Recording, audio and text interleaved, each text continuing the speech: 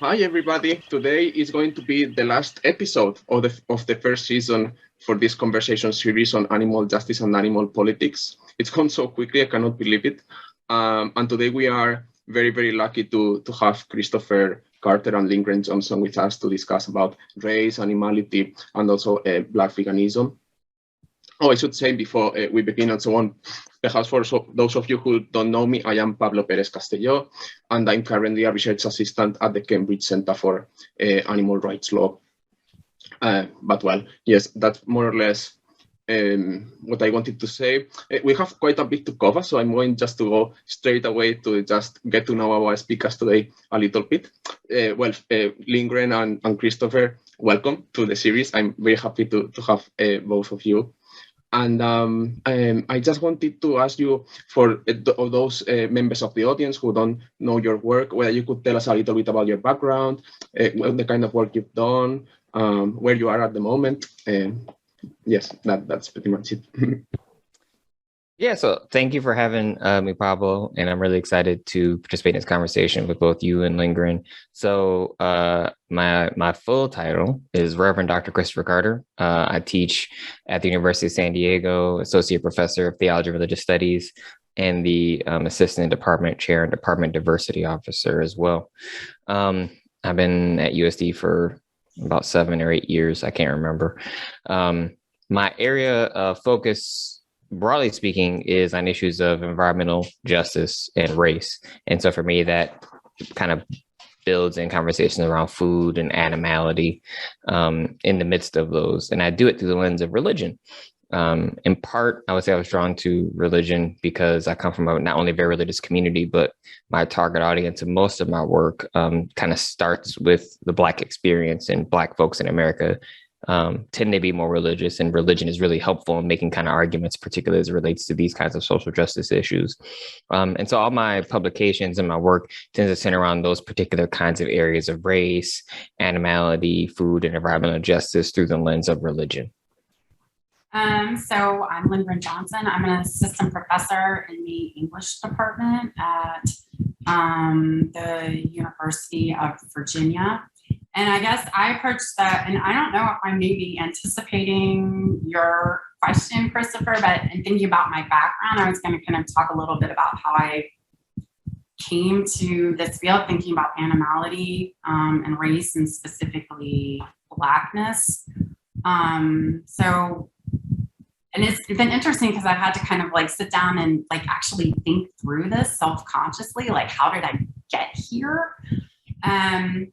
So my background, I was just like fascinated with African-American literature. It was kind of an academic fascination for me, and in that sense, maybe disembodied in a sense in college. And this question specifically of what does it mean to, and this is a like crude articulation, but what does it mean to write your way into, or to have to write your way into the human? And I kind of like, that was my framework for thinking about African-American literature, that it was this like push into something. And I just really started to rethink that in grad school. And I was thinking, and I think I wanted, like, I have that kind of academic background. At the same time, when I was in grad school, I was working at the local shelter, animal shelter, and it was a high kill shelter. And I, like the experience of working at the shelter, being confronted with that violence, being told the violence was necessary, and just this, like the, I don't know what the word, just the trauma, I guess, in a sense of like, okay, I'm within the system of violence. How do I get out? Is that violence necessary or not? And in response to that, I started to work at a mobile spay neuter clinic because I was like, okay, this is maybe part of the way to support animals that's not invested in killing them, right? And I think like the politics of that, thinking about killability, thinking about mournability, thinking about reproduction, the reproductive politics of spaying and neutering.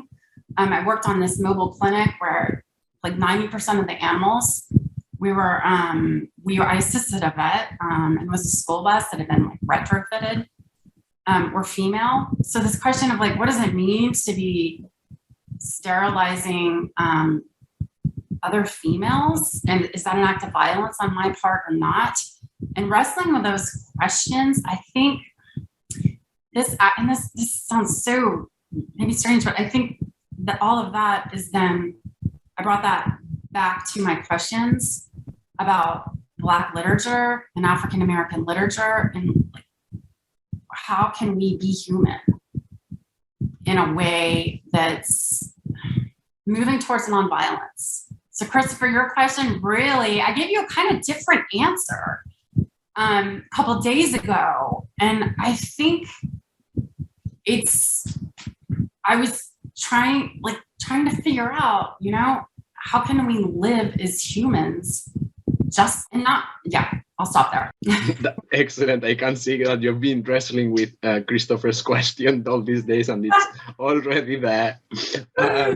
Then for this perhaps more substantive first question, I want to talk a little bit about perhaps a couple of central arguments in the work of both of you in Race Matters, Animal Matters, Lindgren's book, and The Spirit of Soul Food, that is Christopher's most recent book as well.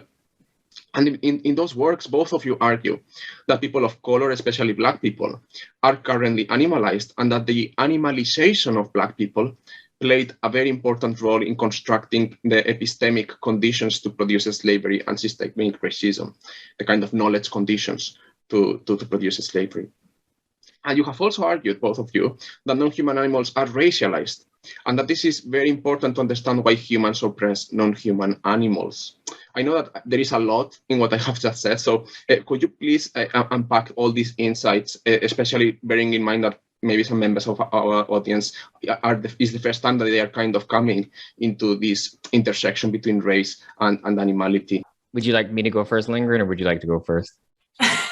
I don't know. I can go. Guys. It's totally fine. I'm like, it's totally fine. I can go ahead and start. And I'll be Lindgren. I'm curious as to your answer, particularly because, especially to the second part, because I think, my approach is, again, as a theologian, I'm going to talk about this from the ways in which religion played an important part in terms of the history of how this happened, particularly as Black people were animalized. And really, and so in my book, and lots of other literature you read, they honestly start with the folks from the Iberian Peninsula, quite honestly. So you're talking about Prince Henry the Navigator and other people, especially using religion and the kind of religious practices that were happening on the African continent after, sailing to Africa, to make the arguments that these folks that they encountered are somehow less human because of the ways in which they express their humanness that seem to be inconsistent with this understanding of humanness from this construction of a kind of Roman Catholicism type of humanness that, again, is rooted in this a very much performative kind of what we would now call whiteness, but at that time it just be a kind of a performative way of being in the world that's tied to religious practice. This kind of logic is used to, at first, one might say politically, but ultimately morally, justify the perpetual enslavement of Black folks, right? So slavery at this point wasn't new. You weren't allowed to enslave people of your own religious tradition within a Christian tradition historically.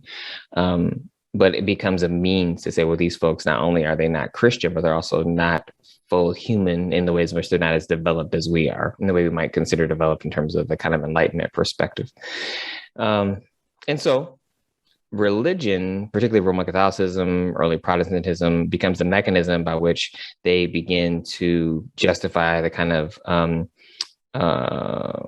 exploitation of bodies, saying, hey, we are, in some sense, we're buying these people, we're moving into these plantations, we are enslaving them, and we're also saving their souls, right? We're able to offer them a particular kind of opportunity to convert to the true religion so they can actually go to heaven.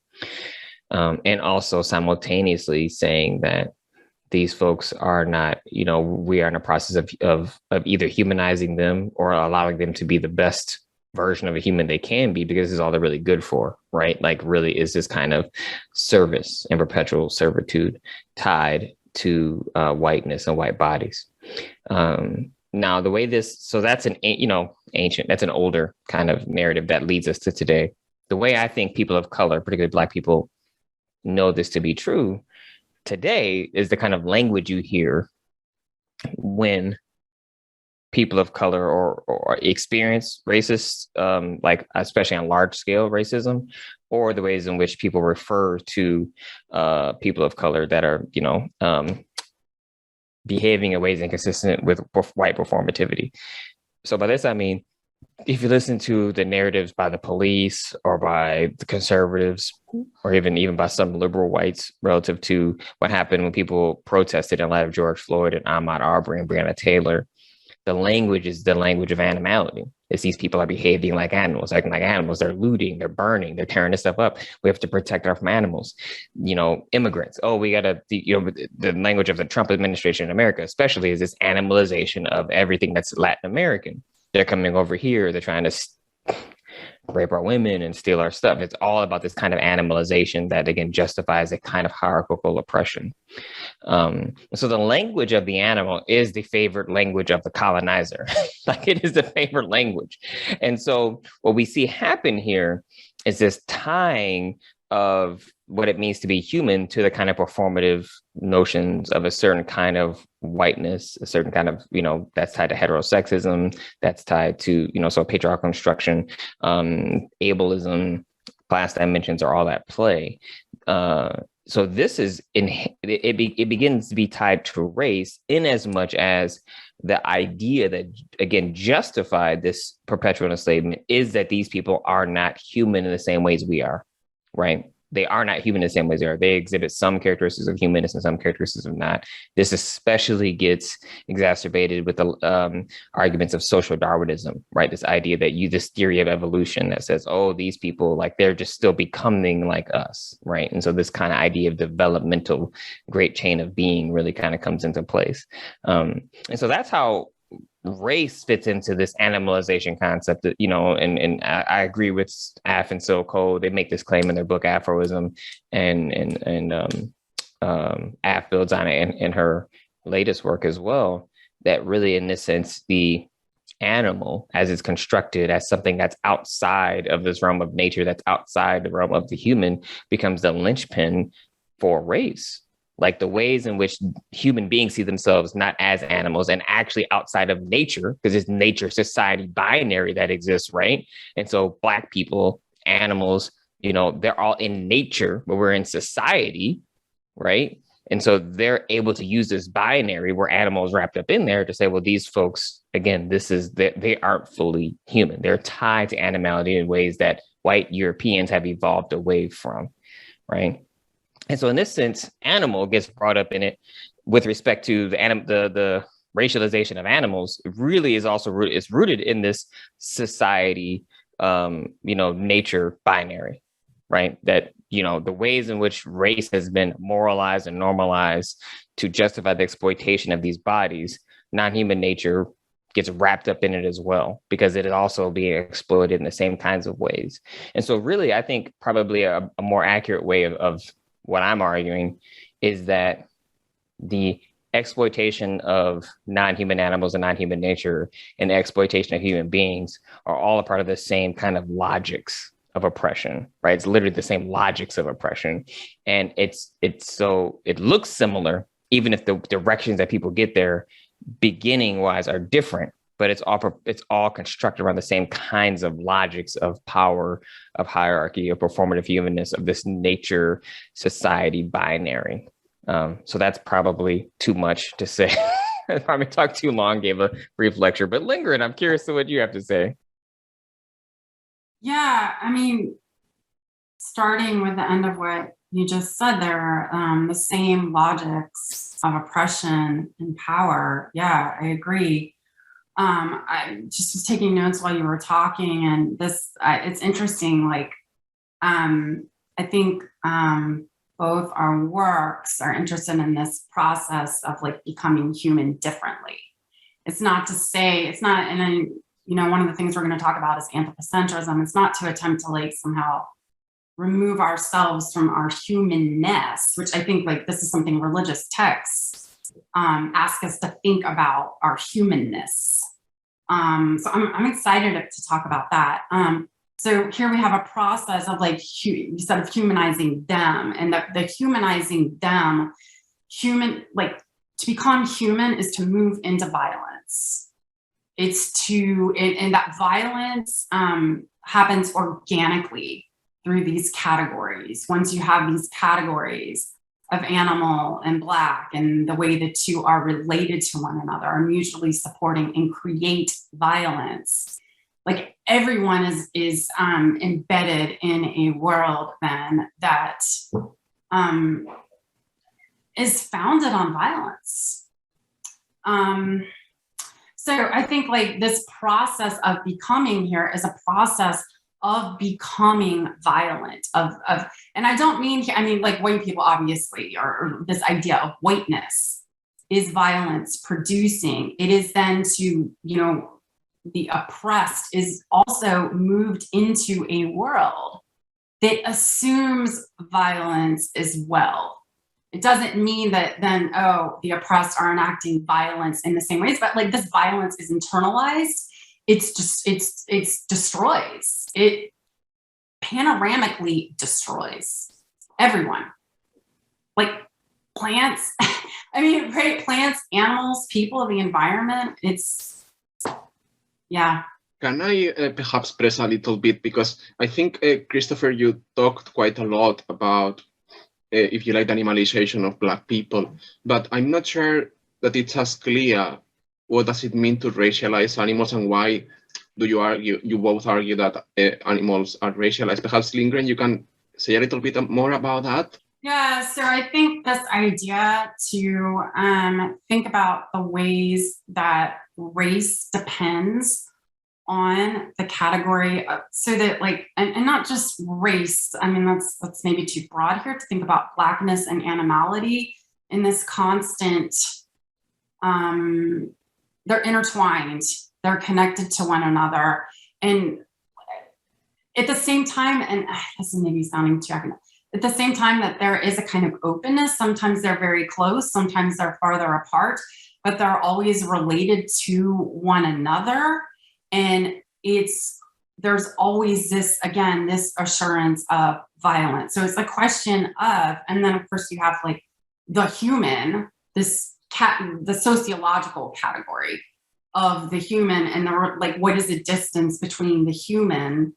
What is it to become like the human? And by the human, I guess I should just mean, again, as Chris was saying, like white, male, ableist, this idea of the human that nonetheless has like real consequences. It's not just some idea, theory. Yeah, the only thing I would add, and that's excellent, because what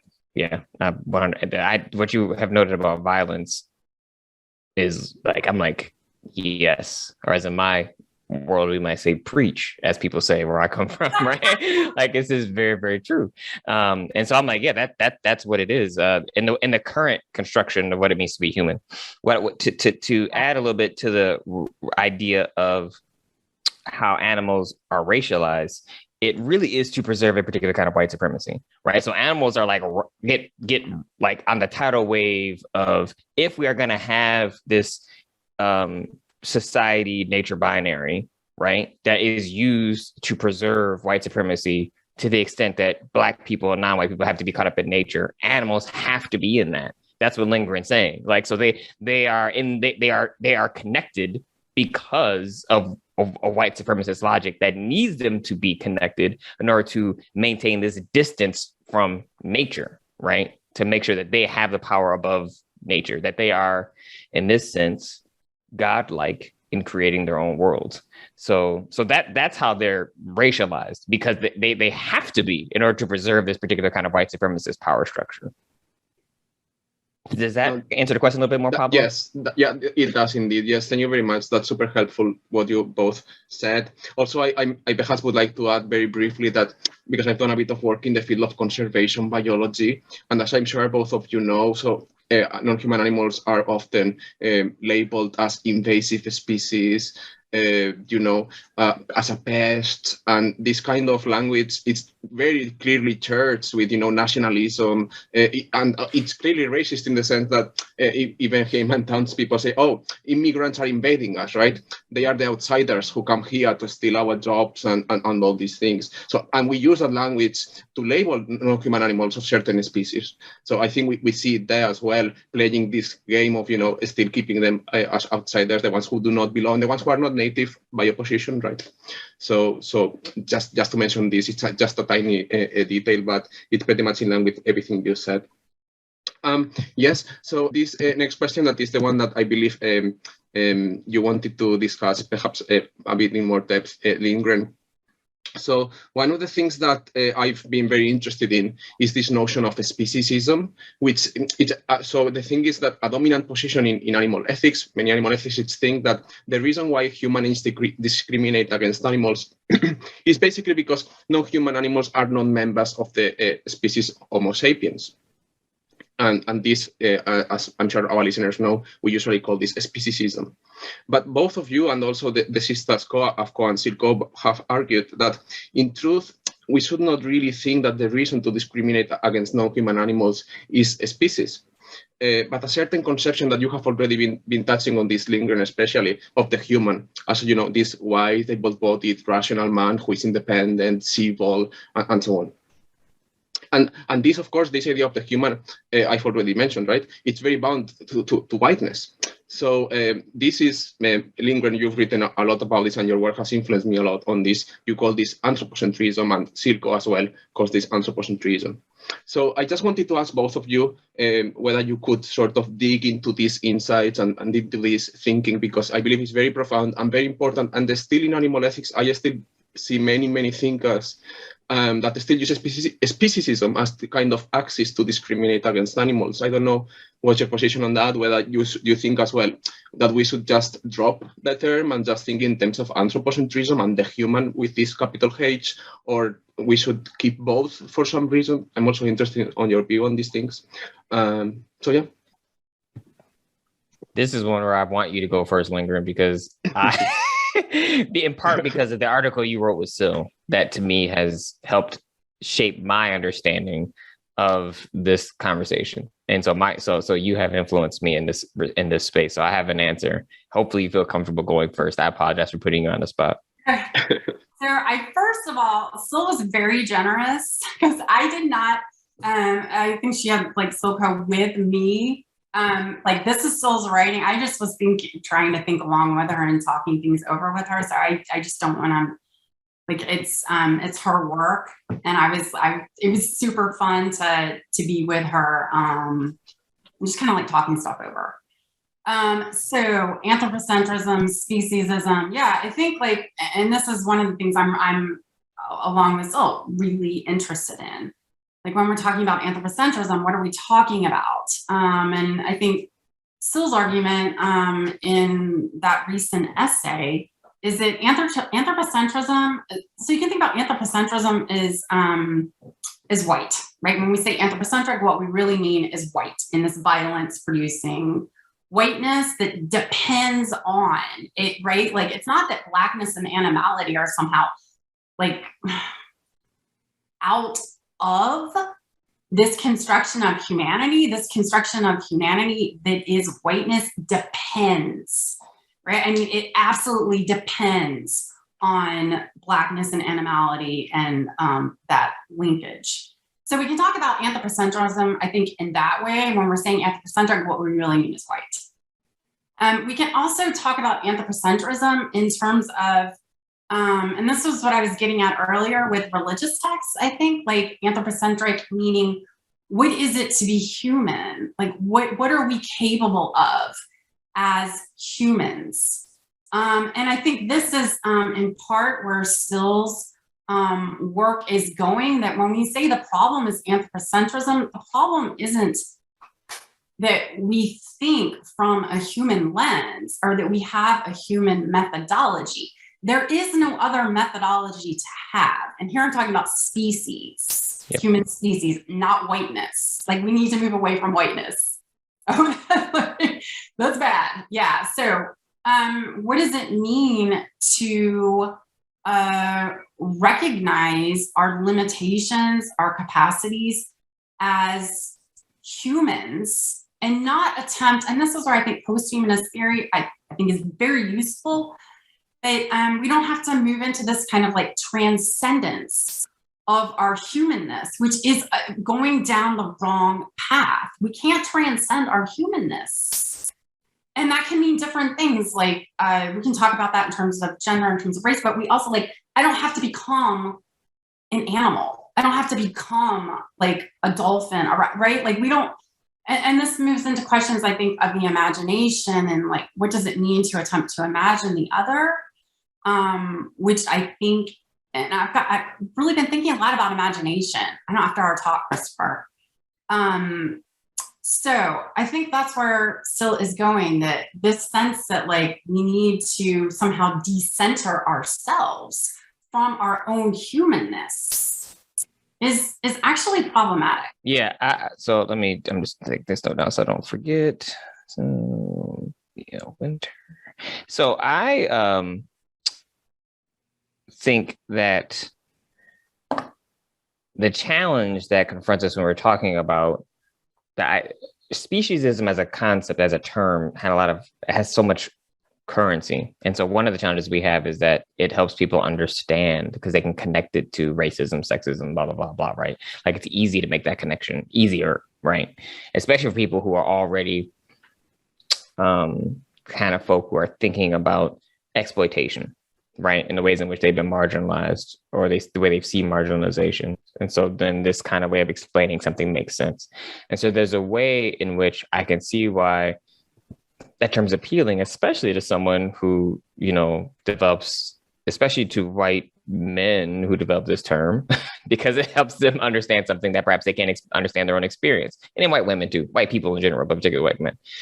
The limitations of this, as we've said, is that it doesn't sufficiently attend to the structure. It doesn't attend to the anthropological evidence that shows us that all human beings don't interact with nature in this particular kind of way, right? In ways that they were talking about speciesist, but also, and that fundamentally, and because of that, as Lindgren is pointing, it's a more accurate explanation, I think, lends itself to be that it is this construction of the human that's rooted in a kind of violence, as she's calling it, as I will call it, a kind of understanding of hierarchical, an oppressive hierarchy, right? An inability to imagine a way of being human that is in relationship with, that's in a non-oppressive relationship, right? And that, I would argue, from the perspective of religion, and religion has both, can offer, and has that can help, and has offered that hurts, is this construction of the human that's premised on a particular kind of power of creating that is bent on exploitation, right? And so we see that within Christianity, in the ways in which you have positions of clergy, priests, and that kind of caste of folks, really, that justifies their use of power over the bodies as they are the mediators between, God and human beings, and et cetera. And the idea that human beings are created in the image of God, and that these certain kind of folk are more God-like. Like, ultimately, what we see, I would say, in the construction of whiteness is this idea that white people are divine in this sense. They really are. They are the best expression of what it means to be human. That puts them closer to this idea of divine. And again, within Catholic theology, priests are understood to be of a certain kind of closeness to God, right, than other human beings. This is, I think, a part of the flaw that gets inherited in the construction of whiteness. However, the reason and so in this sense, I shouldn't say however, I said in this sense, part of why I think anthropocentrism, or talking about it as a kind of anthropocentrism. And again, when I write, I did a lecture at Southwestern University on anthropocentrism, whiteness, and patriarchy, where essentially, as Lindgren said, when I say anthropocentrism, I'm really talking about androcentrism, and white supremacy and a certain kind of capitalist thinking, quite honestly, right? And like, so all this stuff is kind of, so anthropocentrism on one hand is helpful only if we are very specific, right? Like if we're saying, because sometimes people use anthropocentric to mean all humans, and I'm not talking about all humans, I'm talking about a certain construction of what it means to be human that's rooted in all these kind of problematic categories, right? So we have to be very clear when we're talking about these particular kind of the idea of what it means to be human as rooted in these categories as the primary logics that helps understand and explain animal exploitation, because it starts from a position of fundamental difference, right? Fundamental difference between us and other, fundamental difference between, again, nature and society. And that fundamental difference justifies exploitation and justifies an abusive kind of violent power over others. So to me, I just find it more fruitful and I think more accurate. But also what it does, and part of the reason I think some liberals would resist it, is it holds them to account, right? It holds them to account. And this is slightly deviating, but I think it's helpful when we look at, like, you know, the United Nations, like conference on environmental, you know, what is it, COP, whatever they be having, I don't know what number they're on, like all the people that be taking like private jets, like all the ways or the fact that they like it's not default veg, right? It's not vegan, like all the things they do that are obviously actually harming the planet, right? That are inconsistent logically. But so if you take this approach that Lindgren and I are arguing, it requires a certain kind of internal, not only awareness, but analysis and assessment all the time. It doesn't start from the position that you are ideal. It's a praxis. This is where Sylvia Winter's work, where, you know, being human as praxis is super helpful. I'm like, we have to figure out what it means to be human and recognize we're working towards that rather than this assumption that we are already there, right? That is, I would argue, like, metaphysically, ideologically, philosophically, that's part of the problem, is we see ourselves as having achieved something we haven't, something we need to be working towards collectively. I think is much more, will be much more helpful in addressing some of these concerns rather than talking about speciesism, right? So yeah, that's enough. I've already, again, that's it. This is the part where my clerginess comes out, where I can just get going. So I have to stop myself. Yeah, can I add to that? Yeah, so I'm thinking about this too. I think like this idea of speciesism, it assumes this kind of thinking about the internal awareness, and this internal awareness, like the experience of being human in the different ways we experience being human, as well as the shared ways we experience being human, right? I mean, so, and maybe I can say more about that later, like I'm getting ahead of myself, but this is important to recognize that racism and sexism are felt by humans. It's an experience, it's an internal experience of violence, against the self. And I mean, and this is where Black veganism is so important. It's like the feeling of internal racism. This is still saying this is devastating. It's, again, this is violence. It's also, and I think this is where, you know, for me, like Black writing is so, it's like, but out of that, right? What is created? Out of the experience of feeling yourself animalized, what do you come to see and feel about animality and animals themselves and what it means to move into a new way of being human? And that's subjective. That's not so racism is felt. It's a human experience. It's a pain of dehumanization or being abjected, or, I mean, we can, like, is it dehumanization or is it to be seen as, you know,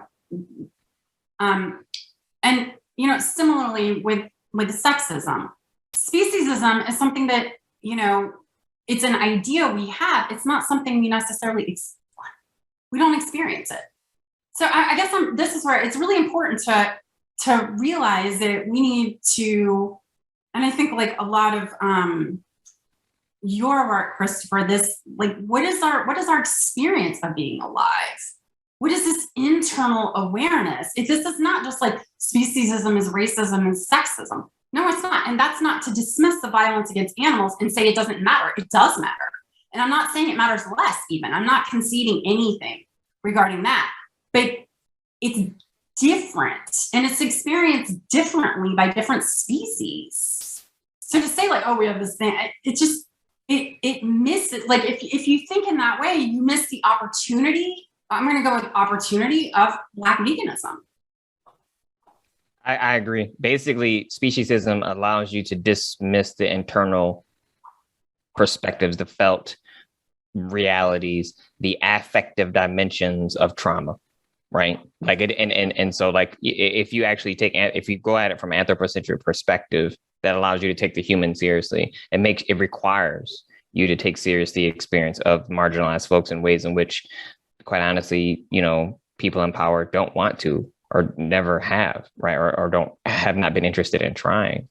And that is really powerful, right? To actually, and again, that's why I talk about it requires this particular kind of internal awareness. I mean, so much of my work, as I was explaining with Lindgren last time we were speaking, is, I try to bring in a lot of affect theory, a lot of contemplative work, some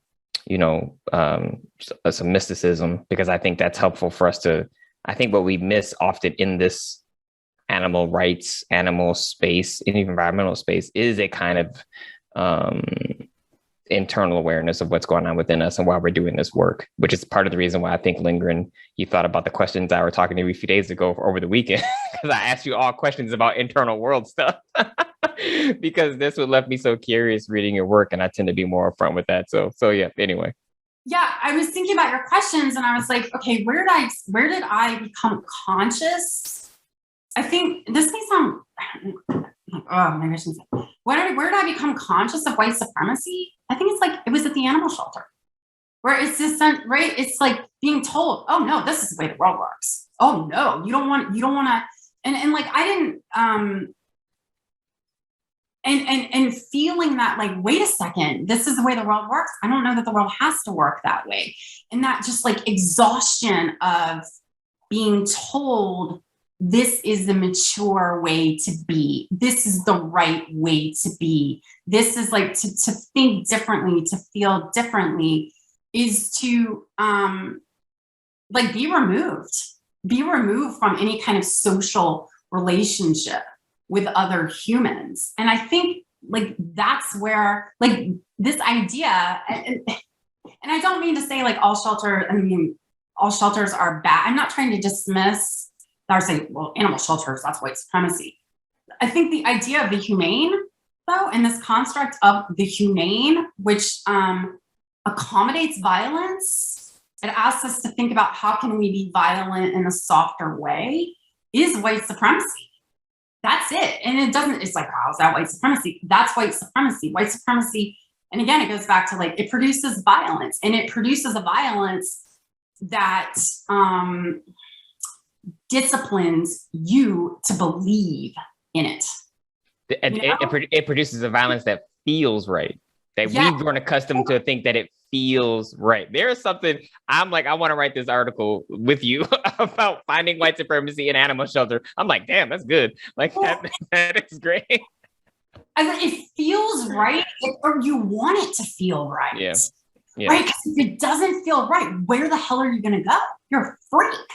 Like, you have nowhere to go. Right? I mean, it's like this, and this is so you just kind of have this experience, this social death. And it's like, well, you've got social death, you've got the actual death of animals. And like, it's just like, oh, okay, well, I just better go with what I'm told, because it's overwhelming. It's exhausting to like, because this is to think of another world.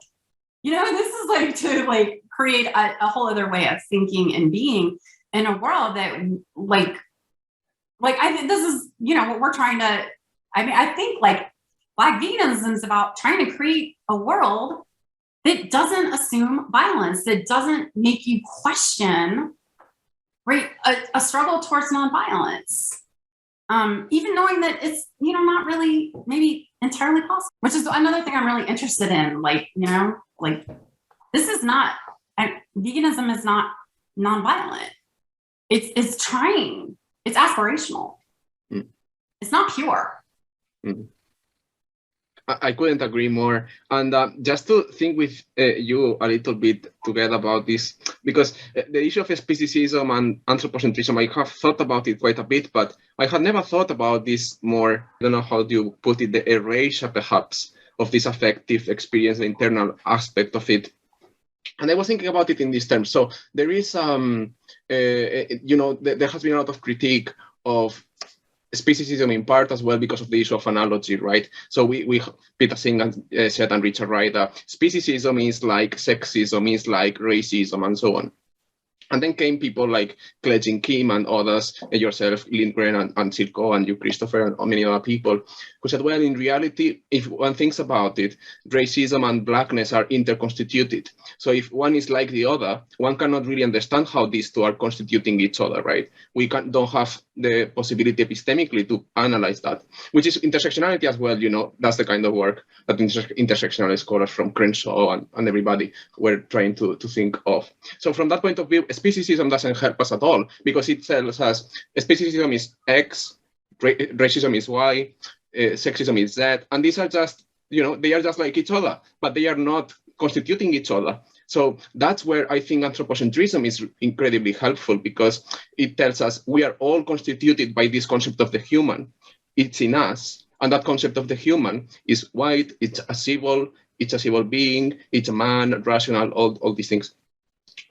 So I was saying this because it makes sense that someone like Peter Singh and Richard Ryder, they were doing analytic philosophy. So the thinking was not about the subject internally, who am I, what do I feel, questions related to affect, and so on. It was all about, this is like that, X is like Y. It's a proposition in a kind of logic sense. So those are the things that I was thinking of, which I had never really thought of in these terms. I had thought about a lot of other things, but not about that aspect. So yeah, you seem to be nodding. So you think that I'm getting this right? Right. Yes, I think you're getting it right. I mean, I think especially the analytic philosophy part. I mean, and so again, I don't want to besmirch people who actually I feel like have done good things for the movement, and I think we should be able to be okay critiquing folks and saying, hey, they laid the foundations, and we're about building upon them and helping repair some of the harms. Or not harms, oversights, things in which they didn't take seriously and they just didn't understand. Although there's a way in which I think Singer, if he had maybe tapped into more of his Jewish identity, could have gotten some different things. But that's a conversation I had with my Jewish friends that I probably shouldn't record, just in case I say something I don't want to say. Yeah, think about that. I don't know that it's not that speciesism is wrong. I don't think it's one approach, and I don't think there's we need to kind of corner one approach, or say there's only one way to do animal advocacy, or to think about violence against animals, or to think about violence within our own species. But speciesism is not, it's deficient. It's not up to the task. Mm-hmm. And I agree, it bypasses this affective experience. And this is the problem with mainstream animal advocacy, where it's we're here to talk about animals.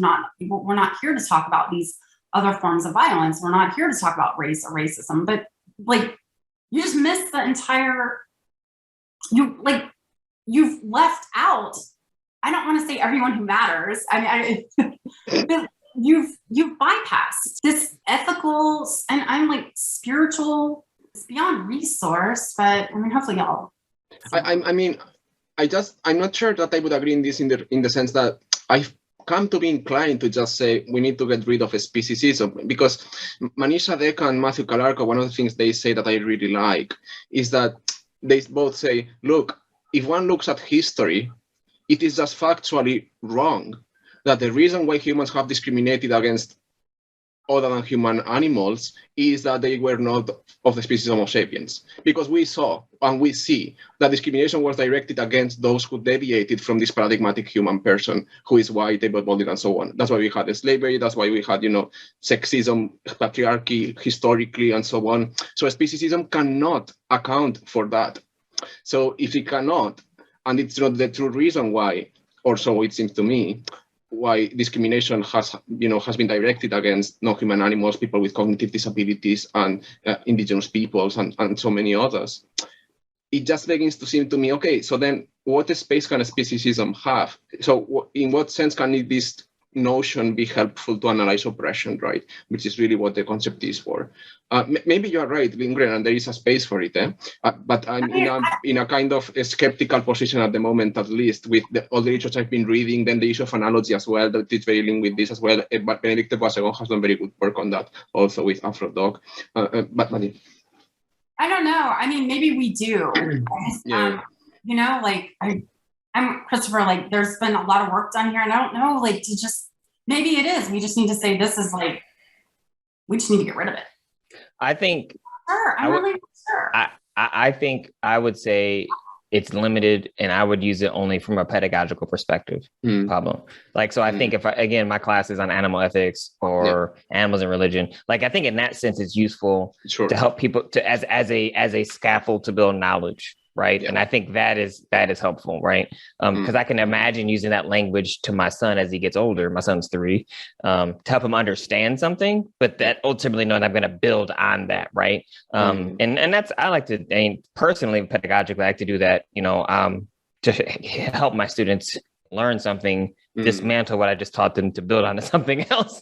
So, I think it's a helpful skill to have. And so in that sense, I can see it being useful, but not for people having, the kind of conversations we're having right now, I think it's fundamentally too limited to continue to use. So that's kind of where I fall on it.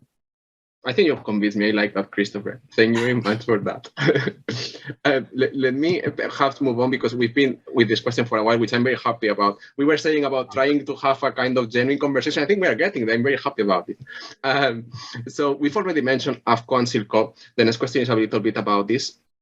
Specifically about Black veganism, they have, as you know, both argued that we, and by we I mean, people racialized as white and people of color, like everybody, we should all be committed to a Black veganism, which I think it's a revolutionary idea, I believe. And both of you, in different ways, have aligned with this position, I think. So the first thing that I wanted to ask you, perhaps because it's maybe this term, some people are not familiar with it, is what is Black veganism? And then I want to direct like one question to each of you.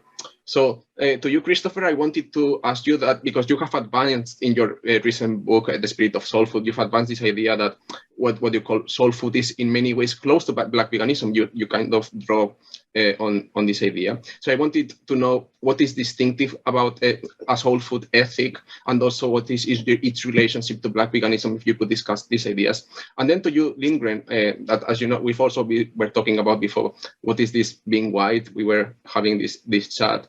So yes, so the question is, how do you relate to this idea of Black veganism as a white person, and also in a more general sense, right? For white scholars and white people like myself, what would you sort of, I don't know, recommend us? How should we relate to this? What kind of questions should we be asking and thinking about in relation to Black veganism? Yes, that's more or less the questions. Sorry to the listeners if I have asked many questions at once. Maybe I could summarize very briefly. So the one question is, what is Black veganism? The second question would be, what is the relationship between Black veganism and soul food, Christopher? That is what you have discussed in your book. And then the third question would be, what do you think, Lindgren, that what people, how should we relate to Black veganism? And you, in particular, in your case, at a more personal level, if you don't mind sharing this, how you relate to it? Yeah, I'll go ahead and start. And Lindgren, feel free to fill in with any changes or modifications you might have to my definition of Black veganism. When I became vegetarian, as I write in the book, for me, it was a process. And then as I became, vegetarian and evolved into a vegan, I knew for me, my diet was so steeped into my identity as a Black person, that it was going to be something I was going to have to figure it out, right? Actually, I'm acquainted with, I would say I'm a good acquaintance of Bryant Carey, who's an amazing Black chef. He and I just did like a lecture together for California Women and Infants and Children Association, actually, which is really cool. And I told him on stage during that thing, and his books literally saved my life because I had to figure out how to eat, because I didn't know I wanted to eat things that felt like home for me, especially at the time I became vegan, vegetarian and vegan during graduate school, when I'm in a predominantly institution and really already struggling with issues of identity. Not that I didn't know who I was per se, but just feeling alienated in a space that's clearly not designed for me. So that's when I encountered the work of Afensilko and their description of Black veganism that really helped me make sense of not only my desire to practice this way of eating, but also the way in which I can connect it to Blackness and anti-oppressive way of being in the world. So essentially what they describe as Black vegan or Black veganism is a veganism that takes seriously the structural, what I will call the structural evils that are tied to animal agriculture, as opposed to a particular kind of, we might say, with no offense to Lindgren, white woman veganism. That's usually what I compare it to, because it's the kind of, when people think vegans, it's usually, at least in my neck of the woods, that tends to be the kind of image that comes to their mind, that just centers on the animal. That's just totally centered on the animal, doesn't take seriously the other interconnected aspects of oppression. And so that are tied to animal agriculture. So they argue for a Black veganism that takes seriously the interconnected oppressions of animal agriculture, the folks who work in all those spaces that are exploited by animal agriculture, and particularly eating in ways that the practice of veganism is really as a means of being anti-racist, one might say, because the animal is so tied to this structure of race, right? The structure of anti-Blackness is so tied to animality. Their veganism, on one hand, is for the animals, but on the other hand, is to make explicit that this is because this idea of the animal is rooted in a structure of race that normalizes the oppression of Black bodies, right? And so for them, they can say, no, we're practicing a Black veganism, which is a kind of ontological, right, a way of being vegan, a way of thinking about veganism that makes explicit the racial implications of the construction of the animal, right, on the plate that we're eating. Now, that's the way how they have defined it. That's my rough definition. They probably would give a better definition, obviously, than I would. What I try to do to add on that is to take seriously as I was alluding to or already saying, the other aspects of the food chain, as again, I do environmental studies and food studies, that are tied to the construction of race and Blackness, or Black people are exploited, right? And so I talk about the people who work in the factories, the people who work in the fields, the supply chain line, particularly and not outside of America, and those bodies who work in those spaces are predominantly people of color, especially Black, and how we as Black people are the exploited through this process. And so practicing Black veganism on one hand is to make explicit, right, that kind of structural evil that's in place, right, I would say. And also it's to that extent, I borrow from Bell Hooks and her term of like consciousness raising.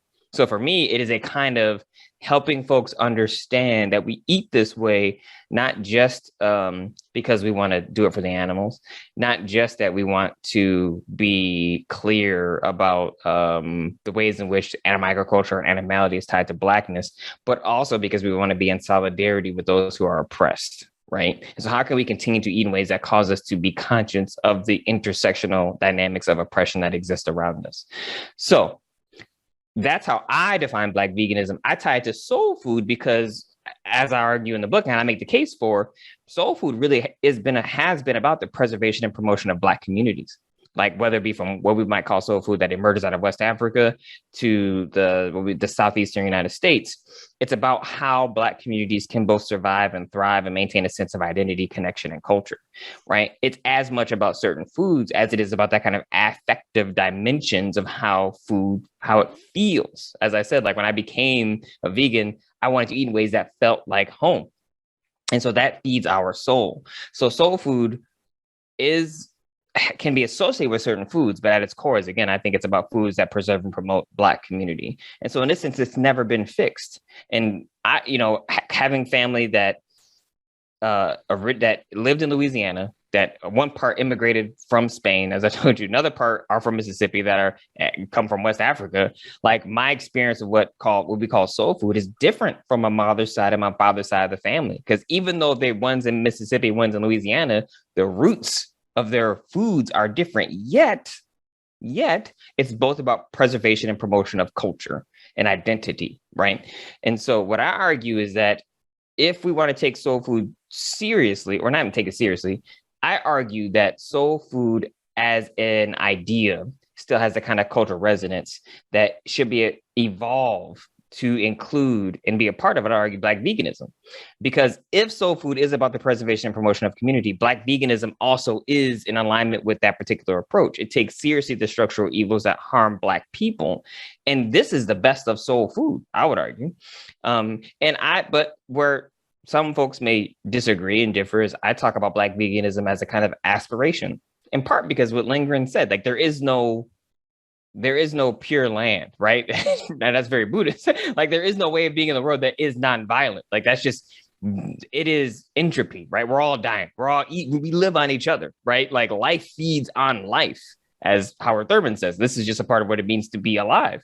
And so what I'm trying to do is to give people the tools they need to imagine a way of being in the world that allows folks to have access to these foods, right? That empowers communities to be able to, that empowers people like myself who find themselves in a middle class now to help other communities be able to have access to foods, eat certain ways, to create policies, right? To do the things that we need to do so folks actually can eat in ways that allow them to live and to flourish. Because growing up, on what we call food stamps, right? This is just low income food or money that's given to you so you can afford to buy food. Like we couldn't have been vegan, not because we couldn't afford to be vegan, because I do think there's a myth on there about that, but we just didn't have time. Like my mom and dad were working multiple jobs and it takes time to cook. And we just ate stuff that we had around because we just didn't have time. And so I try to take seriously the ways in which folks, again, Black veganism to me is aspirational. If folks can move towards that way of eating, right? It's as much as a kind of aspirational ontological way of being that I think is important for people to understand and to see themselves as moving toward, rather than seeing as something that's fixed and far away that I can never attain it, and so I don't even want to try, right? I want to inspire folks to move that way. So that's how why I think it's important, how I tie it to the history of soul food and what I'm trying to do with it within my own kind of, perspective, which is, again, different than what I think, it's different than what I know I have and still are trying to do. Lindgren, you want to step in? So, how do I relate to Black veganism as a white person, and then kind of like white people question, right? I'm like, oh my God, let me speak for white people. That's not bad. You're fine. You're fine. They expect me to speak about Black people all the time. White people. So I think of Black veganism as it is it's a perspective, it's a framework, it's a way of being, it's Black in its approach to the world. And this goes back to, again, we keep talking about like affect and the experience of being alive is human, and what is the experience of being alive as a Black person, and recognizing, okay, here, how does white supremacy work? And to not just intellectually, but to feel it. So when Syl writes about like, okay, what does it mean to recognize, like, wait, animality? There's this idea of animality. Wait, this is a construct. There's nothing bad about animality. There's nothing inherently wrong, right? I mean, with being animal, but we tend, right, immediately we're like, oh God, right, to be animalized is bad because of this system. So Black veganism is a way of, it's the experience of racism that, and this is right why speciesism is not helpful here, is to experience racism in its animalization. And that is a perspective that everyone, and this is why this is why animal advocacy, I think what we were saying earlier, the argument for speciesism bypasses that way of being, that framework, that consciousness, that way of seeing the world that like everyone needs to learn from. You don't, right? Like I don't experience that animalization. I'm not Black, but I can learn from it and potentially like become a different, I mean, this is the idea. You become a different person because you learn from people who are different from you and who have had different experience. So maybe I'm now I'm like, maybe then it, you know, it allows you to transform yourself. And that's what we're talking about here. Like we need, like white people need to change and we can learn from Black people. So with all that being said, when I teach Black veganism, my white students are like, oh, you know, there's this idea that like you don't like, oh, that's for Black people. I don't want like that you can't, I don't want to appropriate Black veganism. I don't, as a white person, that's off limits to me. And I think this is like one, this idea that you can't learn from others' experiences and ways of being. There's something important, I think, about that, like standing back from and trying to recognizing a kind of sovereignty there. There's also something that's important. There's also something really dangerous in this sense then that like that thinking is off limits and it can't, it's not part of our like the work we need to do when it's so essential. Yeah, I would say, you know, part of the challenge that white folks have, to your point, Lindgren, is dealing with, they see race as a typically, so, and Pablo, maybe you agree with this or not, Lindgren, you may agree with this or not. So part of the other work that I do outside of this is anti-racism training, because I apparently like to make myself suffer. And so in my experience in doing this work, and I would say doing it pretty well based on the amount of contracts we continue to get, is that white folks see race as something that impacts Black people or non-white people. They haven't done the work to actually see how race shapes all of them. And we are all traumatized by the construction of race, right? And so they think they're doing the right thing. They think they're being a good ally and their solidarity by saying, oh, no, you can't appropriate it. But they haven't sufficiently done to say, what about the construction of whiteness has impacted me? How does that shape who I am, how I interact? How do I deal with that trauma? How do I deal with the stuff that comes up for me when I'm around someone where I'm the minority, right? How do I deal with the internal makeup, right? That the reactivities, the parts of me that are afraid, or the parts of me that have different kinds of longings, or the parts of me that feel defeated or anxious to say anything wrong, all that stuff, that defensive, all that stuff that comes up. Those are what Robin DiAngelo calls white fragility, which I disagree with her claim. White people aren't fragile. White people don't have, when it comes to race, haven't developed the resilience to deal with the stuff that I have to deal with all the time, right? Because they haven't had to. And so their way of dealing with it is to say, well, you can't touch it. You can't learn from it, because it's not ours. No. Y'all created race.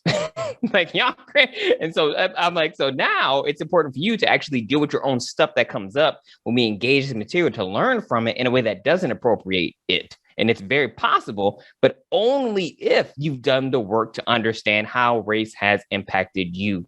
Because again, we often see racism as something that happens out there in the world and not in us, right? Maybe we see it in our families, but surely not us. You have to keep peeling back that layer and layer and layer till you realize, oh no, I'm in this system of racism too. I do racist things too, before you realize and begin to tend to your inner worlds that allow you to engage this material in true and authentic ways. And that takes time and it takes tools, right? It's not intellectual. It's not just intellectual, I should say. It also requires a particular kind of understanding of yourself that takes time and consistent work to do. But you don't have to do it as a white person. You can just say the right things and be performative and you'll be fine. And so it's an extra step that requires a relationship, and in addition to the stuff that we're talking about in terms of the internal awareness and work and inner awareness. So that, I think, is a part of the challenge that confronts, that you're talking about, Lindgren, why you get that resistance from your students, because for them, they're just like, oh no, we just shouldn't do it. And they're not saying, well, why? And it's not because it's black. No. Why do you feel that way? What, and they don't know what to do with that. Right. And so I know we keep talking about feelings, and obviously I know Lindgren, she already told me about the question she's going to ask me. I traffic in feelings because I recognize until we try to pretend that we do this work dispassionately and that it's purely intellectual, even though, especially today, we know from neuroscience, that's just not how our brains actually work. Like, it's literally not how our brains work. And for those of your listeners who may be interested, there's an amazing short neuroscience book called 7.5 Lessons About the Brain that I find really helpful. That's written in like common language. It's not super nerdy. That explains how we work together as human beings and how our brains work. And you understand there is no distinction between thinking and feeling, that those have to work in tandem. And learning that helped me has informed the work that I do to an extent.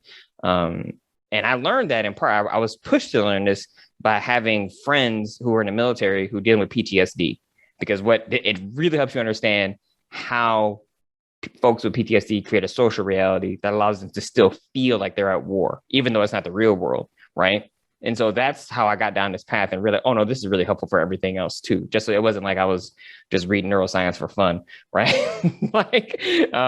It's tough, So I have a sister that was in the Marines, and her husband was in the Marines, and it's it's hard on the mind. And so this was me trying to figure out how can I best relate to them, because they struggle with it. It's like many soldiers, they struggle with PTSD.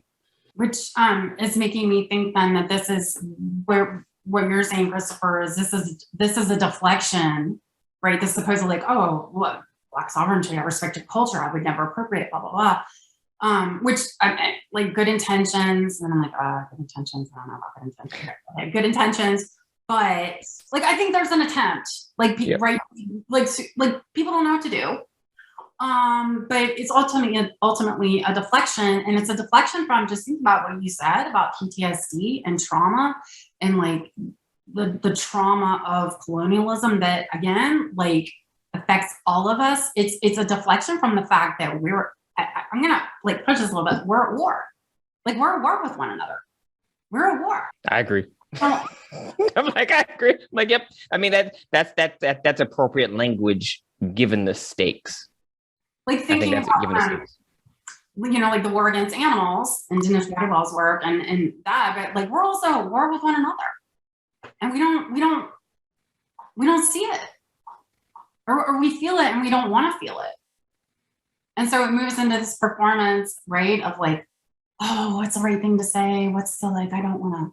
That kind of thing. I have to say I love the discussion that we are having, because a lot of the things that both of you have said, this deflection, your students, Lindgren, not wanting to confront their own whiteness, and Black veganism is not for us because we are just white. And what you were saying, that we need to develop tools and time and really face these things. We white people, Christopher, you were mentioning these things.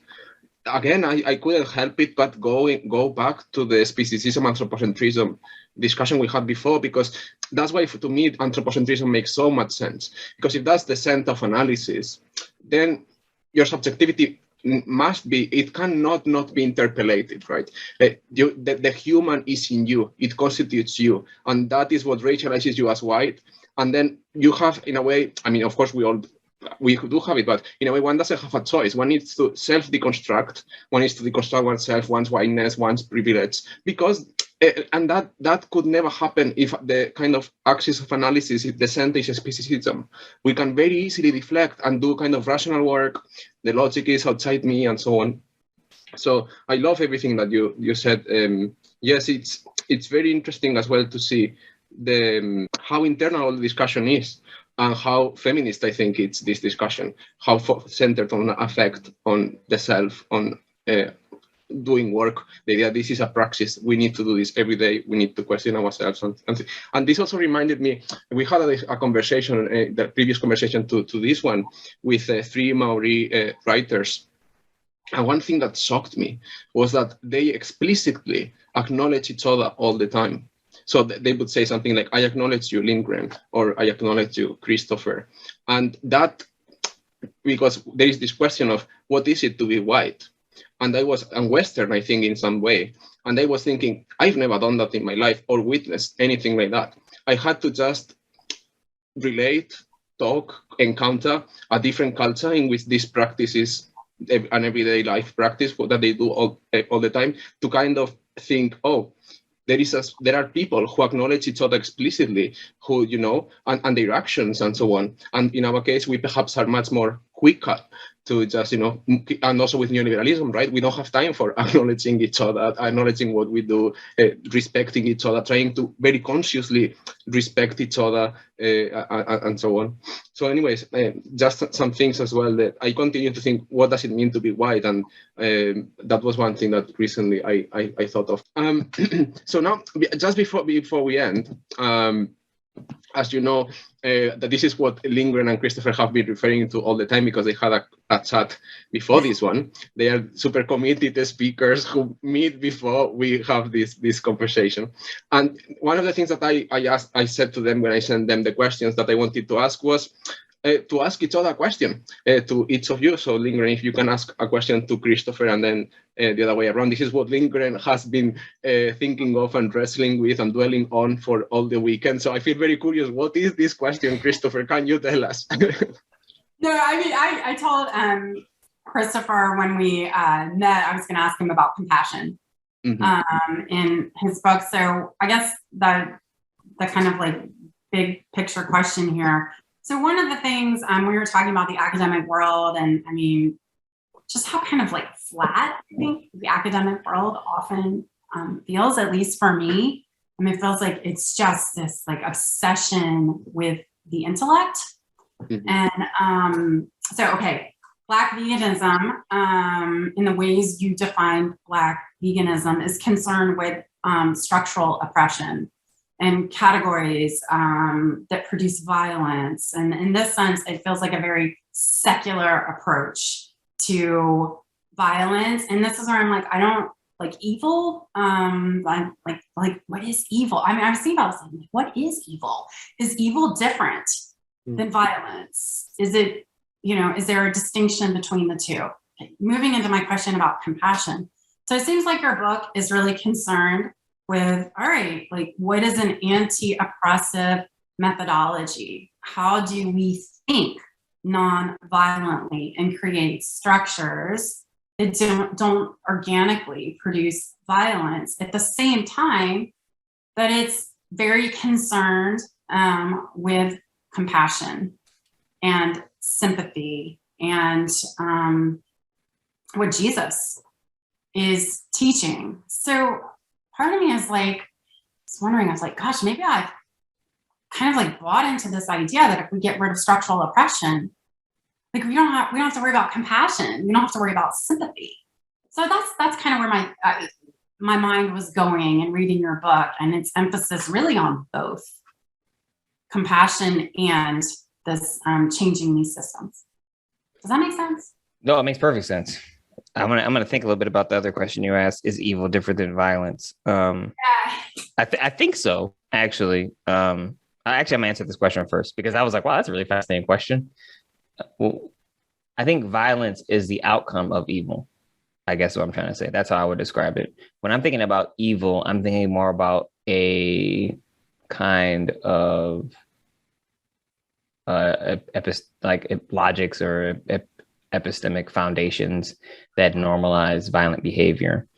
And so like white supremacy is a kind of evil in that sense, that right, that the outcome is violent. Now, again, those and what that does for me, it gives me some space to interrogate and attack the moral and philosophical ideological frameworks that enabled white supremacy to be created, to exist, the idea of it. And I feel evil to me feels more like it's addressing a system rather than, to me, violence just feels more like it's about the result, right? That's how I would say it. So that's just me kind of riffing right now, thinking about it. But that's when I'm thinking about that, I'm thinking more about systems and ideologies. And yeah, that's why I would use that term. With respect to your question about compassion, and like why I guess I should say why it's important and why I think it's necessary in dealing with structures is in part because the way I define structural evil, and of which racism I would say in there, and of structural racism, is I see it operating in three spheres. I see it operating on a political space, an economic space, an ideological space. And for me, I think all too often people who are want to create a world that's anti-oppressive, I think those folks tend to focus on the economic and the political because they are more easy to measure, right? There are ways in which, and by that I mean, like, so if you're talking about with respect to racism, you can talk about the unequal distribution of the good, right, or the goods, right, along economic lines, right? So when you look at or political lines, even, and it's not about intention, it's about outcome, right? So it's not like, it's how you can have laws developed in the United States that clearly are racist but don't mention race, right? Because the outcome of those laws disproportionately harm people of color. What I think people tend to leave out are the ways in which those laws are normalized and moralized through the lens of ideology. And this is where compassion for me is crucial. And so the way I see this getting lived out, and we were just talking about it with respect to immigration, right? We can create inhumane immigration laws because we have dehumanized immigrants. So then we see them as a threat. Right. So like so no one questions it, like no one's, oh yeah, build a wall. That makes sense because we need to keep them away because they're coming over here doing all the other things we think. And again, the wall is just the latest manifestation. If you look at in California, there was literally something called the Chinese Exclusion Act, right? Like very, very explicit who they were trying to exclude. And it was, or if you look at what happens in wartime, right? Historically, here what happened with Japanese folks in California is a prime example of folks who went to concentration camps, right? Who went to camps because of the ways in which they were dehumanized, and people didn't question it because they're like, well, this is the right thing to do, not only because we're at war, because they create this caricature of folks that morally justify this. Again, this obviously happened with slavery, and I have written about that in my book. Compassion is crucial for me to address that ideological sphere. We have to have a moral framework that grounds us in our idea of what it can mean to be human, right? This idea of the human that's actually built as praxis, right? This idea that I construct, that to me is rooted in compassion. That is a framework from which we can begin to then do work that addresses the inequalities in economics and politics from this base of compassion. I don't know that it's possible without it, because I think otherwise it's too abstract. It doesn't take seriously the realities of oppression that have been created, right? And so you're able to get the kind of movements we had in the civil rights era, right? That are like, oh, in America, right? The idea is that we can have, integration, we can have these laws and so other kind of things happen. But yet what's happened today, schools are almost just as segregated as they were. Black people are still have a difficult time voting because all those rules have been rolled back because it was done they made the arguments, right? And after Obama got elected, just on a purely numerical basis, well, how are you going to keep punishing people in the South for perpetually for being racist? Well, yeah, like if you're still doing like there's no reason not to. Their argument was, well, there's no reason to keep doing this. I'm like, well, because it's been so long, there's no evidence that they're going to reinstitute those racism. So it's almost like you have to reinstitute racist policies for then us to say, oh, now we see you're clearly going to do it, right? So now we can overturn it. And so part of the reason I'd say compassion for me is helpful, it provides, again, the moral foundations from which we operate out of to do the work that I think helps us reimagine what economics and politics can be like in ways that are created that are anti-oppressive. And the last thing I'll say is this work is exhausting. It's hard, and a lot of people get burnt out. And so for me, compassion is crucial for self-preservation. right? Like compassion for me starts with the self, grounded in our idea of who we are as human beings or who we can become as human beings, and then dealing with the stuff that comes up within us, right? And so part of the challenge I think that Black people have in doing this work is it brings up all the traumas of our enslavement, of our dehumanization, of how we could, like one of the challenges I had in the academy was feeling like I was, as Fanon would call it, colonized intellectual. Like I had to have tools to deal with that stuff that comes up. So self-compassion for me is crucial for this work to be sustainable. And it gives me space to have compassion for others, right? As I'm trying to pull them into this space and I'm trying to persuade them, invite them into this new way of being in the world, I can try to understand them rather than dehumanizing them. As so often happens. This is someone saying, you're not doing the right thing. And so if I fundamentally believe in an anti-oppressive world, I can't dehumanize someone. Otherwise I leave the space open for dehumanization. And so for me, compassion is like the language I think that is not, I use it in Christianity, but it's not, compassion isn't Christian, right? I mean, it's just a way of being in the world that I think is spiritual, that I'm trying to invite folks in. And I'm a pluralist, so I'm not like saying Christianity is the only religion, but I do believe there is a spirituality that binds us all together. So that's for me why compassion is crucial. And I just realized that I should also say this. I wasn't going to include compassion in this book. Like the first versions of this book didn't have it. And I got really feedback, and that was just really upsetting. Anyway, we get feedback from academic presses, and I was frustrated by what they said because I felt like they were questioning my authenticity as a Black person. And that's when I began to include it. I had to just be real. I was trying to hide parts of myself that I thought would make me sound smarter. And then I was just like, F it. Like, I was like, this is actually how I think full-fledged. I'm just laying it all out there. So if you're going to say it's not good enough for you, at least I know it's totality of who I am. And the person didn't love it, but I liked it better. And I feel like it made it for such a better book by doing that. So thank you for that question. Because for me, that is, I wish people ask me more about compassion when they read the book. It's there all over the place, but they want to, it's not as interesting as like the arguments I make about animals. So they're just like, eh. So anyway. Now the question I have for you, and I know you may have a follow-up question, and you've kind of talked about this a little bit, and so I'm going to have a little twist on it. Pablo, when I told Lindgren when I first was reading her work, I thought she was Black. Like I didn't think she was a white woman. Like, cause I didn't Google her. I just was like, oh, this is a really cool book, and I'm like, oh wow, like she's white. Actually, I thought the same thing. I should say. And so it's because white people tend to they don't have to engage in this. You're opting into doing something that most folks would avoid doing. And you already laid out the reason for doing it, right? Like, as you are trying to say, well, what does it mean to fight for humanity and being in a sense, being drawn to that argument and being inspired by that literature. And I would wonder if they're in a sense and way in which realizing that this is something that, again, women have had to do in a different kind of way. So the question for me that I have for you really is so much been, what's your experience? How has your experience been as a white woman doing this work, writing this, right? Like, just what has your experience, given the way, given who you are, right? Like, what have been some of the challenges? Maybe what have been some of the ways in which that you might see it as a benefit? Just what has been your overall experience of being you doing the great work that you do?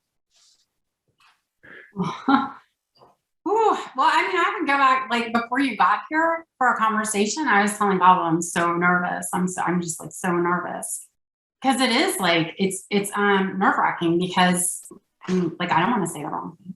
You know what I mean? Like this is part of, it doesn't feel, and this is maybe like, it's nice to feel secure and safe. And this is where when you were talking about trauma, like white people can totally be safe. And I mean, like, this is something I really, really struggle against. Like, it's,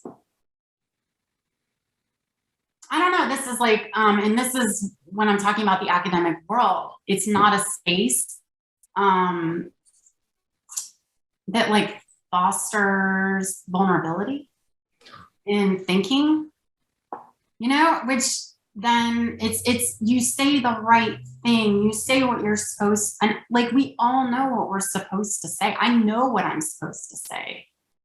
And it's when you move into like, I'm going to say something I'm not supposed to say, and because maybe it's necessary, and I think that's kind of where my work went. When I was, part of this, I think I was going in a way back to the literature with these questions, like this question of like, all right, how can I be human in a different way? And when I was working on my dissertation, this question of like, am I like reading the literature to get what I want out of it, to like basically extract, which is colonialism, right? Like I want to pull something out of this literature to serve my own needs? Or am I looking at the literature and genuinely asking, okay, like, can I attempt to, and maybe this is when I was talking about the imagination, attempt to read your text, imagine this world, understanding, right? I'm not gonna, like, I'm white, I'm not understanding the limitations, as well as understanding with a sense of humility and the potential of the text. And that's kind of a terrifying position to be in, because it's always like, what am I doing? Am I doing something violent? Am I, and these are questions that are like really hard to talk about, and so I guess to your question, like, what is it like for a woman to do this work? I would say it's very kind of scary in a way. It's also like, there are moments when I was my dissertation and then my book, especially, when I kind of like went back and was like, all right, I need to rethink everything. It's exhilarating. It's like, my God, this, like, there's something here that, like, I've been told this doesn't exist, or like there's something here that it almost feels like it shouldn't be there. Like, it's so prophetic. And this, I feel like I'm moving into like religious language. It's so profound. It's so prophetic. It feels like it shouldn't be, almost. And so that like apprehension of that is exhilarating. I think that's such a great answer. The Academy does not, especially with women, it does not promote a sense of vulnerability that I think is crucial for us to actually be human. It's just, it feeds on vulnerability, actually, like, and it makes you insecure in so doing. So no, I completely get that. I think that's a great point in terms of how this, the work that you do, that there's a certain sense of vulnerability that you have to do this kind of work, being who you are. And as you were saying it reminded me, like, a part of the reason why I went the route that I did. So I have a Master of Divinity degree rather than I have two MAs, MDiv and an MA, because I wanted to have strategic options. Pablo, we were talking about earlier in terms of like the Academy, what does it mean? I didn't want to be in a place where I couldn't have options to do other things. So my background is in business administration. That's what I did first. And so I could do higher ed administration. I could teach. I could be a pastor. Like, I wanted to make sure that I could be and say what I wanted to say. And if I got blowback, I could pivot to do something else. Right. It was never like, I just have to do this one thing. I knew that I had a particular vision of who I was called to be. And if I wasn't going to be an institution that was going to me to be that, then I was going to try to have alternative ways to do that.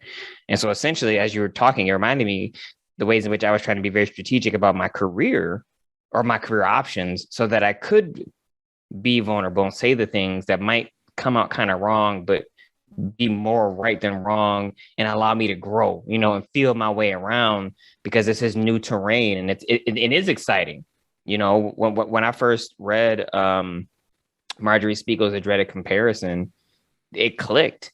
Like, the stories of my grandfather and going down South Mississippi and seeing him talking about he experienced picking cotton in his own life, and the way he would describe it as being animalized. And I saw those images. I was like, oh my God, like, this makes sense. It hit me. And I didn't have the language to articulate it. Right. And so I had to figure out how I was going to do that. And it was going to require I have a certain sense of vulnerability in so doing. And it wasn't always easy, especially within a Black community, to do this work because they perceive it as white people's work, right? They're like, oh, you're not really dealing with like real racism and oppression. You're dealing with environmentalism and animals. And I'm like, no, it's all the same. Like it's all the same logic. It's like I'm dealing intimately with it. And so yes, I think you nailed it with vulnerability and the difficulty. I think that this puts us in a vulnerable space in terms of how we're trying to survive in this. And so thank you for sharing. That's really that's helpful and helped me understand some decisions I made too. Yeah, and just one last thing, like thinking about vulnerability. I was thinking a lot about the end of your book. I think it's the last chapter, maybe, when you're talking about like what are Black Christians called to do and what are white Christians called to do, and that like what white Christians like kind of how to read Jesus might be different for white people. Is that like I feel like I'm not okay. And I think this is one thing, like, you know, thinking about vulnerability, that like white people need to make themselves vulnerable. Like Black people, right? That Black people need to think about woundedness. Like I go back to Douglas and like, what does it mean to write out of your wounds? And that's kind of what Black veganism is. It's like we're wounded and we've experienced this, live in this pain, and we're trying to create a new just world out of that pain. But like there's a need to heal. And I'm tempted to say like white people need to start talking out of wounds, and which means we need to like open ourselves up. We need to be exposed. We need to like, and it's like a voluntary maybe. And I'm not saying, oh, and here's what I'm doing. That sounds so fucking pretend. I'm like hearing myself. I'm like, that's not what I'm saying.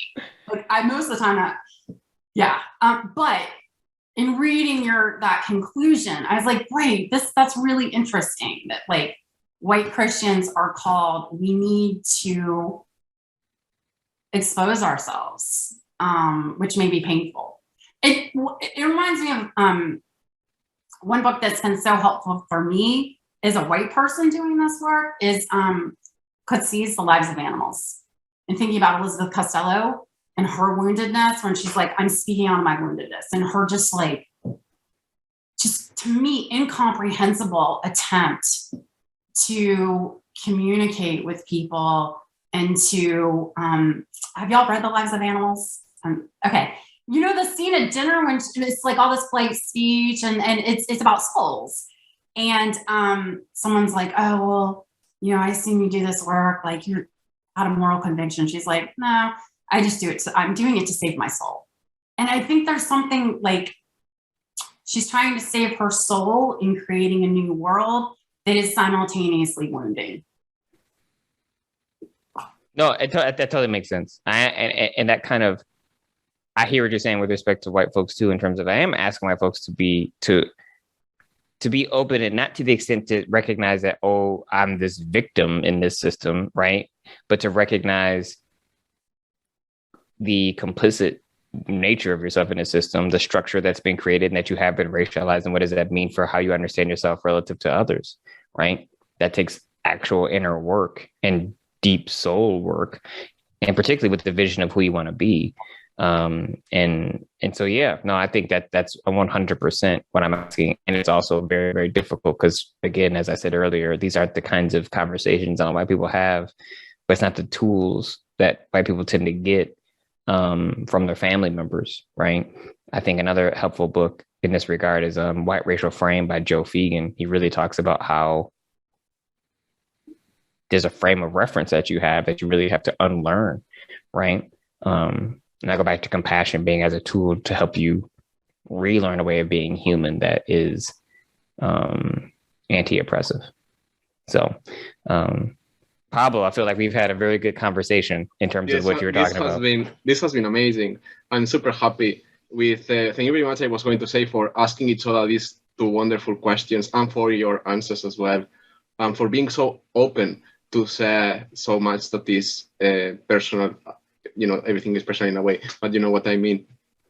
And I love the reference to the lives of animals. Actually, I became vegan by reading The Animal That Therefore I Am alongside the lives of animals. So in a way, I think of it in this way. And I wrote an essay on this in university, and that in that process I became vegan. But I kind of feel that the lives of animals opened me up a little bit, or those wounds that you mentioned and exposed and made me feel perhaps vulnerable. And then for the first time in my life, I access to this idea of radical alterity, difference that I found incredibly powerful. And it's what led me eventually to become vegan. So it's a book that is very close to me, The Lives of Animals as well.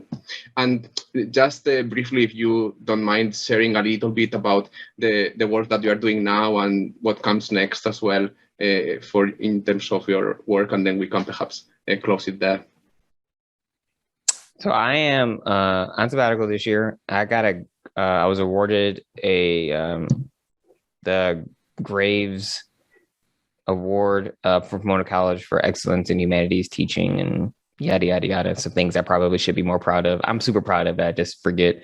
So I have some funding. I'm going to do some more research looking at African agricultural practices. So my plan is to go to hopefully Uganda and South Africa to do some research on what you see happening right in there, particularly as it relates to agroecology and what role, if any, religion is playing in that. Because all the literature I'm reading doesn't really talk about anything about religion. So I'm really fascinated about that.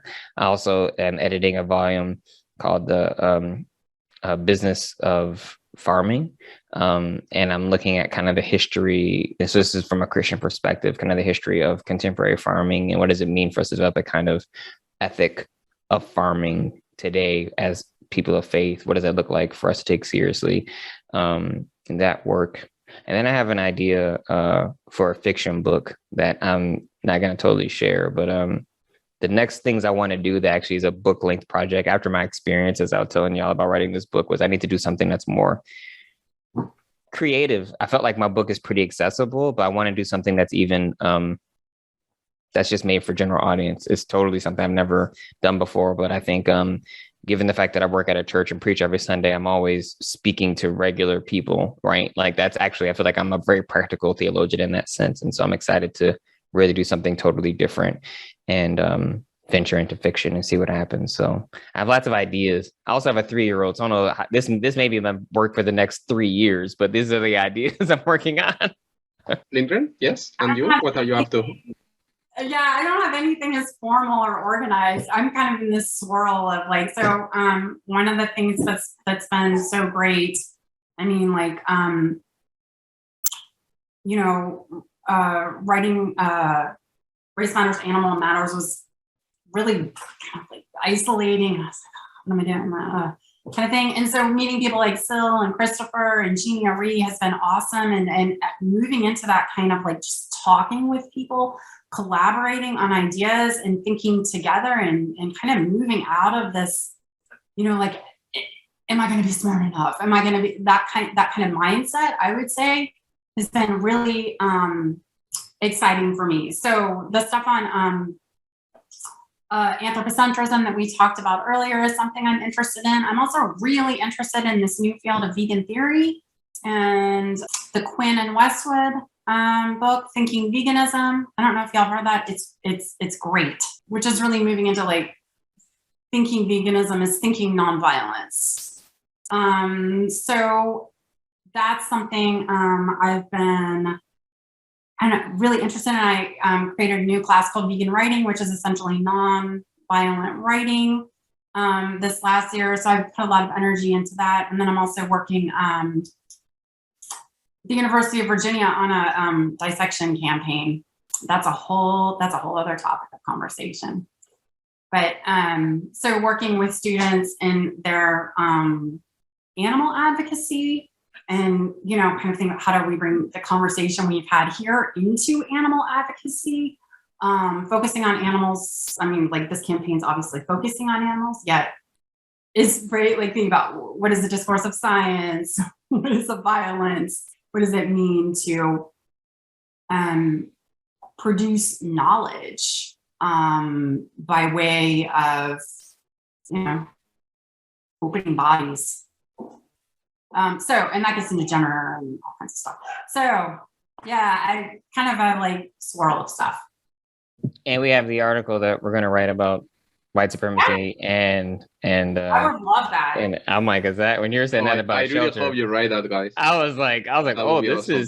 there is something here. Yeah, there is something here to that kind of awareness. That was really profound. So anyway, just to toss that out there. I'll send you a separate email. yeah. I would love it. That sounds wonderful. I'm so happy. You see, even a collaboration has emerged from this conversation. So that's wonderful. Thank you very much again to both of you. It's been so wonderful to have you both. And thank you as well for, chatting beforehand as you have done and preparing it so carefully, these things, even though then it's been very spontaneous in some ways, but I really appreciate that. And yes, the one thing that before we finish that I always like to ask all our speakers is sometimes while we have a chat and so on, people forget to say something on they thought, I would have liked to say this and I didn't. So if you want to say something, some last words, here you have the chance now if you want to say something else. That's all good. Fantastic. Well, so yes, I also wanted to use this opportunity to thank all our speakers of this first season, all our listeners, because without all of you, this would have not happened literally, because of people like you, Lindgren and Christopher, this series exists. So thank you very much to all of you. And thanks again to both of you. And I hope we keep in touch. Bye and see you soon. Thanks, Pablo. Thank you.